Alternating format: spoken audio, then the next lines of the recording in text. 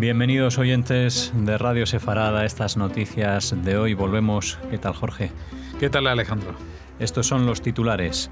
El Consejo de Seguridad de la ONU se reúne por iniciativa europea para condenar la ofensiva turca en Siria.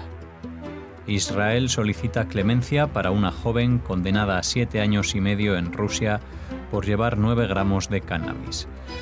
Francia impone largas condenas a 5 mujeres yihadistas que intentaron hacer estallar un coche bomba en Notre Dame en 2016. Las comunidades judías españolas declaran en el recurso de apelación contra la Fundación Thyssen por un cuadro expoliado.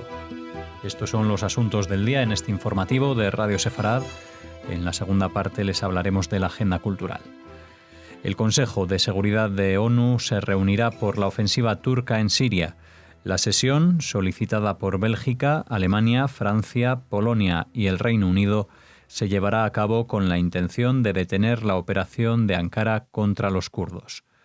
Una primera reunión el pasado jueves se vio afectada por las divisiones dentro del Consejo y terminó con una declaración solamente de los países europeos reclamando el fin de la ofensiva turca. Luego, Rusia y China bloquearon el viernes un texto de Estados Unidos que exigía también frenar las operaciones de Ankara en el norte de Siria. Rusia, que ya vetó 13 resoluciones del Consejo de Seguridad desde el comienzo del conflicto en Siria en 2011, aparece cada vez más aislada. Además de Estados Unidos, que insiste incluso con sanciones en detener de inmediato la ofensiva turca, China pidió el martes a Ankara que cese su acción militar y regrese al camino correcto de una resolución política. Bueno, la verdad que será muy difícil que una condena en el Consejo de Seguridad de Naciones Unidas logre algún objetivo. De todas maneras, y pese a la brutalidad del ataque que está llevando Turquía contra los kurdos que viven en el norte de Siria y que han sido los que han despejado de la zona la amenaza de Daesh, eso es lo que hay que reconocer porque ninguna de las otras fuerzas en la zona ha conseguido lo que ellos. ¿Qué diferencia hay entre el tratamiento, digamos, informativo, periodístico que se da a esta invasión y a esta masacre programada respecto a cuando Israel tiene algo que ver con una acción en los territorios palestinos en respuesta a un ataque terrorista, por ejemplo? Pues esto que es una invasión en toda regla porque traspasa las fronteras reconocidas de propia Turquía para operar en territorio sirio y combatir allí contra un grupo étnico determinado, pues merece todo nuestro desprecio y la solidaridad con quienes se opongan de forma firme a esto.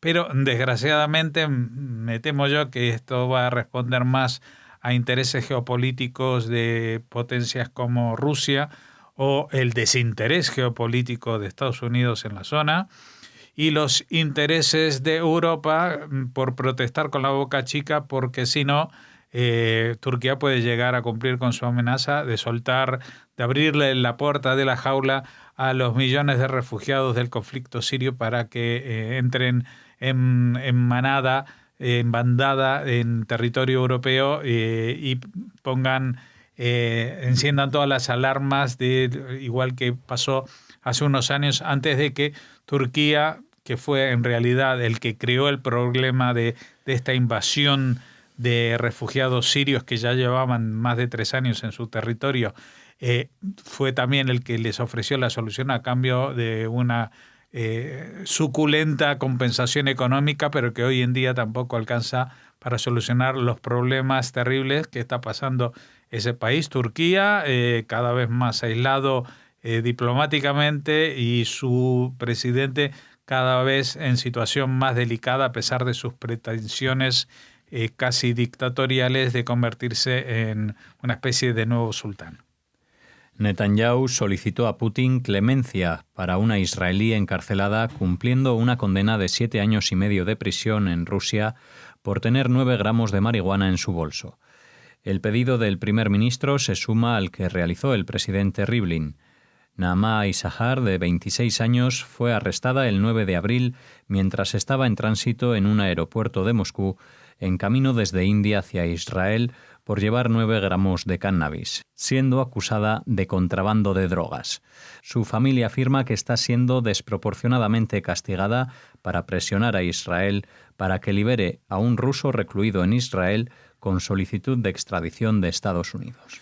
Sí, el ruso recluido en Israel es un hacker que está buscado por Estados Unidos y bueno, parece que de alguna manera pues partió la orden del Kremlin de decir pues detengan a algún israelí o israelí femenino por alguna chorrada y le vamos a hacer sufrir para que Israel se ablande y podamos recibir a cambio la liberación de esta persona.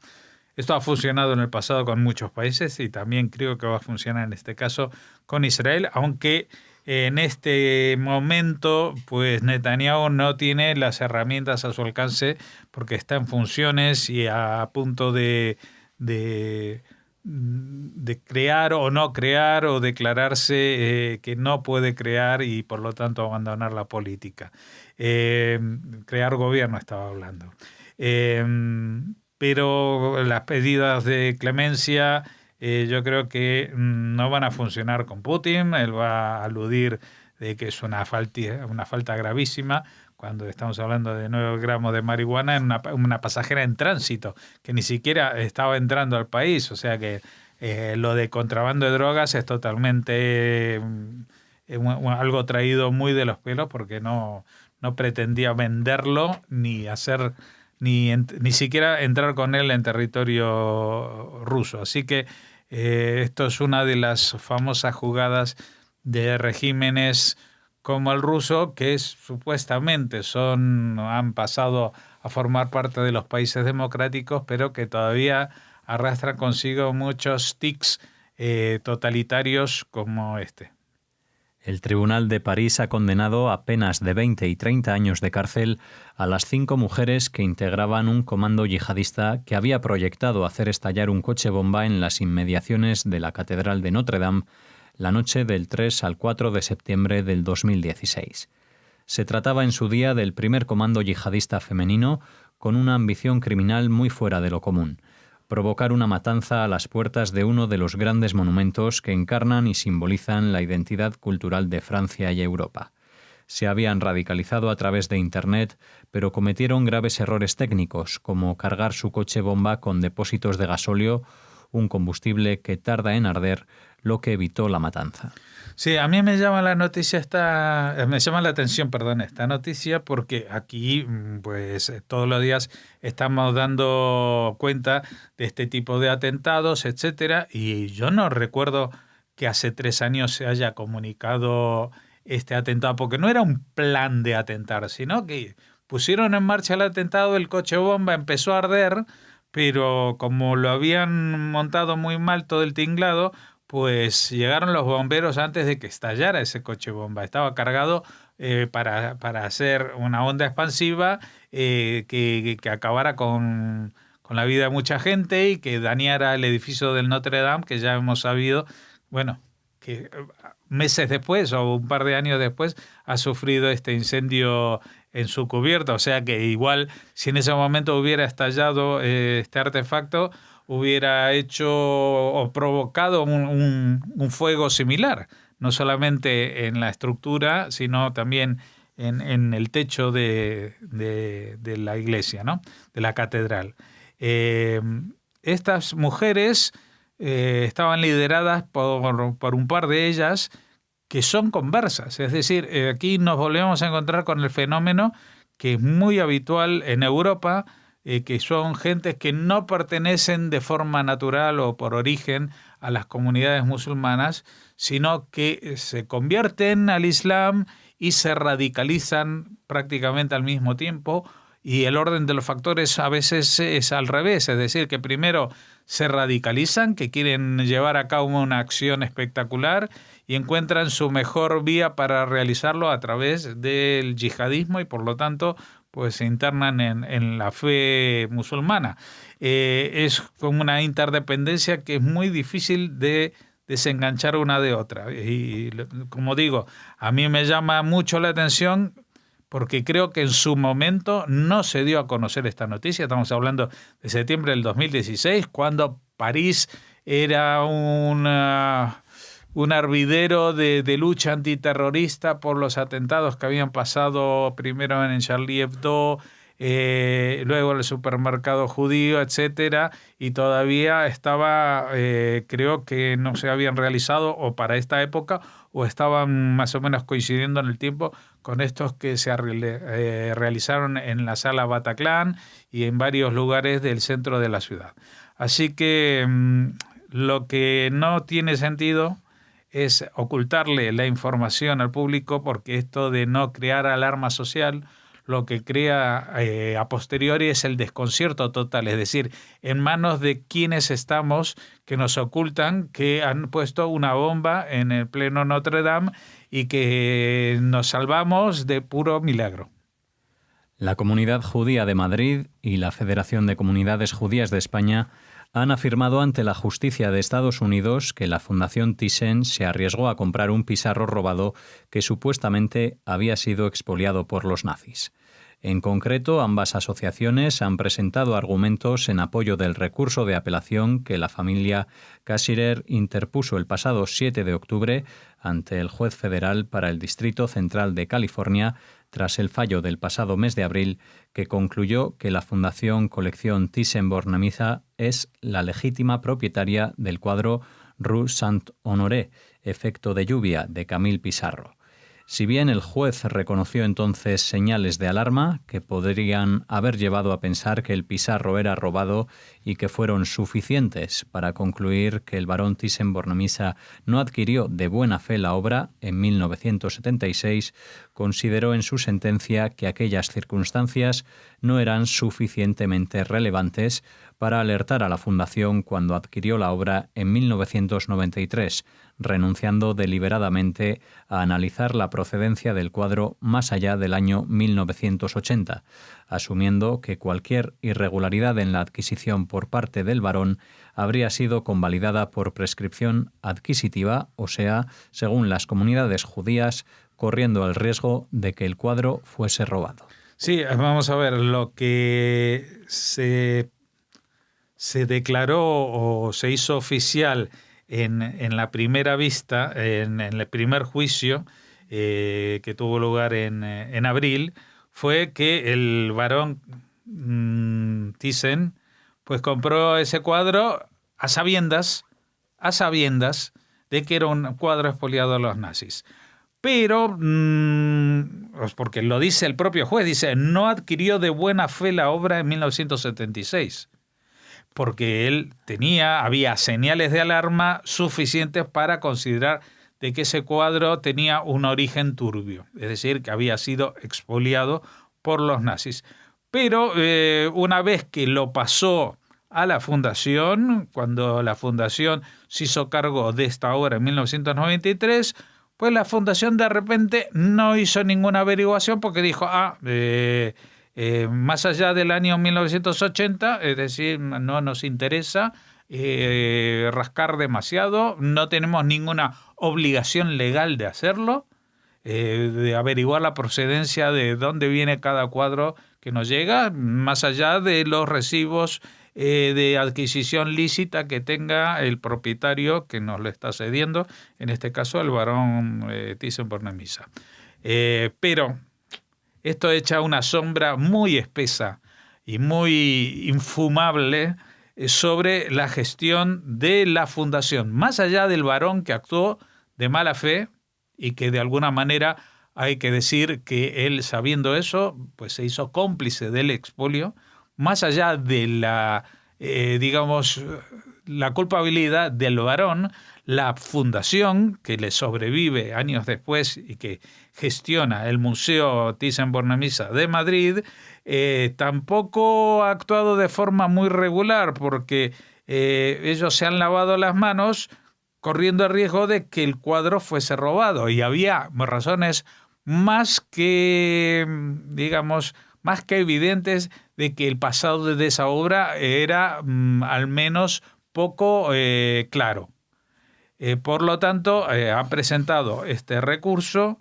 Ahora la Federación de Comunidades Judías de España, la Comunidad Judía de Madrid, han declarado a la justicia de Estados Unidos que la fundación, haciendo esta compra, se arriesgó a comprar un bizarro robado que supuestamente había sido expoliado por los nazis. Es decir, ellos compraron algo sobre lo cual no tenían ninguna constancia de que fuera, más allá de lo inmediatamente legal, que fuera legítimo, porque, claro, no se puede uno amparar en la prescripción adquisitiva, es decir, más allá de 1980, pues la ley no te puede obligar a decir si es legal o sea, si la compra se hizo y han pasado 15 años, como en este caso, pues o 13 años que habían pasado, pues ya no, la ley no te puede alcanzar.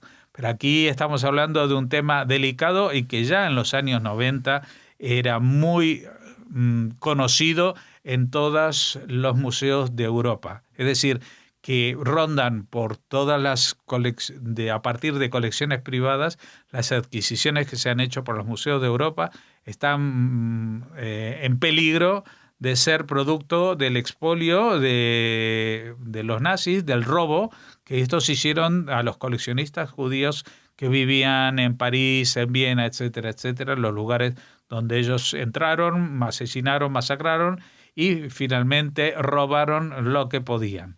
Es decir, todo lo que poseían estas personas. Espero yo, que dado que aquí en España parece que esto no le importa nada más y nada que a los judíos de España, es decir, que el expolio nazi parece que tiene que ser algo con lo cual uno tiene que aceptarlo porque ha pasado muchos años, pues no es así. De la misma manera que las responsabilidades por los crímenes contra la humanidad no prescriben, también este tipo de expolio no es solamente un robo económico, sino que es un ataque contra la dignidad humana, porque ha sido adquirido de una manera totalmente ajena a los derechos más básicos de las personas. Así es como cerramos esta primera parte de las noticias de Radio Sefarad. Volvemos con la agenda cultural en unos momentos.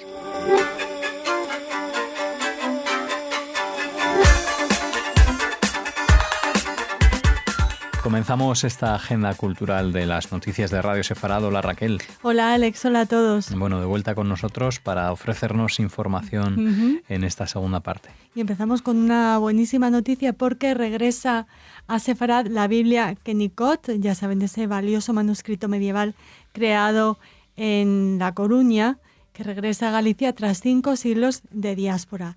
La Biblia Kenikot se finalizó en A Coruña el 24 de julio de 1476 por encargo de un importante comerciante de la ciudad, don Isaac, hijo de Salomón de Braga.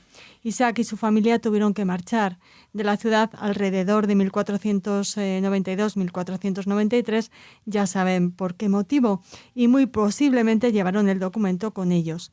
El libro siguió un azaroso camino por Portugal, el norte de África y Gibraltar, y durante 300 años estuvo desaparecido. En 1771, Benjamin Kenikot, responsable de la Biblioteca Radcliffe de la Universidad de Oxford, gestionó su adquisición para los fondos de la institución.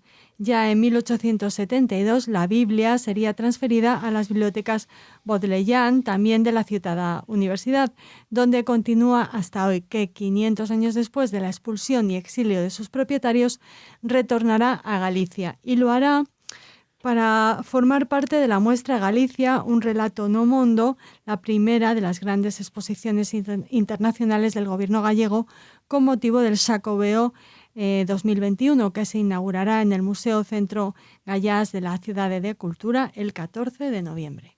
Un largo viaje para volver al inicio. El 14 de noviembre se podrá observar. Bueno, continuamos con la agenda, Raquel. Sí, ahora les hablamos de una investigación que hemos conocido gracias a los trabajos de la dietista israelí Limor Ben-Haim y que publica el diario Haaretz. Ella nos cuenta, esta dietista, que en el gueto de Varsovia un grupo de médicos judíos llevó a cabo en 1942 una investigación secreta sobre el hambre y la inanición en el propio gueto, en la que fueron a la vez estudiosos y víctimas de las consecuencias de la privación de comida que impuso el régimen nazi. La situación en el gueto de Varsovia, ya saben, era terrible. Se había decidido liquidarlo por medio de la inanición y se impuso una privación de calorías para la población judía de 180 calorías diarias, lo que equivale a lo que podría equivaler a una rebanada de pan o una patata. En febrero de 1942, un grupo de residentes del gueto, médicos encabezados por el doctor Israel Mileskowski, decidió empezar un estudio de la patología y la fisiología del hambre. Otro doctor, Julian Friedenbaum, creó la metodología y la plataforma de investigación con una estructura de investigación que nos impresiona, conociendo las características las circunstancias en las que vivían. La plataforma, la estructura de investigación, estaba dividida en varias secciones dirigidas por expertos que medían la circulación de la sangre, aspectos clínicos de la inanición en los niños, médula ósea y otras cuestiones. También se estudió el efecto de la pérdida de peso en el uso de la energía, en el sistema inmunológico, la acidez del sistema digestivo o los niveles de hormonas. En el estudio participaron más de un centenar de personas que llegaban al hospital en una situación de enorme deterioro, mujeres adultas que pesaban 28 kilos, ancianos que pesaban 34, en fin. Se lo pueden imaginar. Los médicos, que tenían prohibido llevar a cabo trabajos científicos, se reunían de noche en el cementerio para compartir y resumir los hallazgos y realizar autopsias en las que comprobaban la reducción de órganos corporales por la inanición. Hay que recordar que en aquel momento muchos de los más brillantes médicos europeos eran judíos y la mayoría estaban recluidos en el gueto de Varsovia. Además, hay que pensar que el propio médico sufría la inanición e investigaba las consecuencias de la dieta terrible a la que sometían los nazis a los prisioneros del gueto. Solo uno de los médicos sobrevivió, Emil Affelfaun. El manuscrito con los resultados fue sacado del gueto con una introducción de Mileskowski que decía: «Sostengo mi pluma en la mano y la muerte mira hacia mi cuarto». Tras la guerra, el doctor Affelbaum buscó el manuscrito, hizo varias copias y en 1979 fue editado en inglés. Desde que la dietista Ben-Haim conoció el estudio, se ha dedicado a comprar en Internet copias de los resultados que se hallaban dispersas en manos privadas y su intención ahora es convertirlo en un libro, que no solo será testimonio de aquellas horribles muertes y heroicas hazañas, sino que también tiene valor científico a día de hoy. Bueno, y valor humano, ¿no? También Desde la luego. capacidad de hacer esta investigación en tales condiciones. Bueno, así llegamos a la última noticia de la agenda cultural de hoy. Les hablamos de una conferencia, la va a impartir Susana Guagnon. Ella es catedrática de Teoría de la Literatura y Literatura Comparada en la Universidad de Granada y el título de su conferencia es La literatura del Holocausto, homenaje a Primo Levi. En las materias de especialización de Susana Guagnon, que ofrecerá esta conferencia en la Casa de Cultura de Granada el próximo 18 de octubre a las 19:30 horas. Bueno, pues sus materias de especialización, les decíamos, se concretan en introducción a la historia de las teorías literarias, la estética literaria de la posguerra, del fascismo a la vanguardia o teoría de la literatura y de la interpretación literaria. Pero a nosotros nos interesa más su parcela como estudiosa de lo judío. Durante más de una década formó parte de un equipo de investigación del CSIC, donde se llevaron a cabo proyectos sobre pensamiento judío y filosofía del Holocausto. En este marco de trabajo coordinó junto con Manuel Reyes Mate el número monográfico de Antropos, Vigencia y Singularidad de Auschwitz de 2004, además de publicar diferentes artículos sobre pensamiento del Holocausto como los dedicados a Elias Canetti y Hannah Arendt. Su principal especialidad en este ámbito de trabajo es la literatura del Holocausto. Sobre esta materia cuenta con aportaciones tan relevantes como el libro Kafka y la tragedia judía de 2003, la edición del número monográfico sobre Paul Celan en la revista Afinidades de 2009 y el discurso El campo y las cenizas, imágenes del Holocausto en la poesía española de posguerra de 2010, con el que ingresó en la Academia de Buenas Letras de Granada. Además ha publicado trabajos sobre literatura bíblica y es autora, fíjense qué curioso, de una original lectura en clave judía de 100 años de soledad. Bueno, así que una conferenciante muy, muy interesante. Y la literatura del Holocausto, homenaje a Primo Levi, bueno, si están en Granada, no se lo deberían perder. Bueno, pues esa cita para el 18 de octubre a las 7:30 de la tarde cierra esta agenda cultural en la que nos despedimos de ustedes hasta una próxima edición de Las Noticias de Radio Sefara.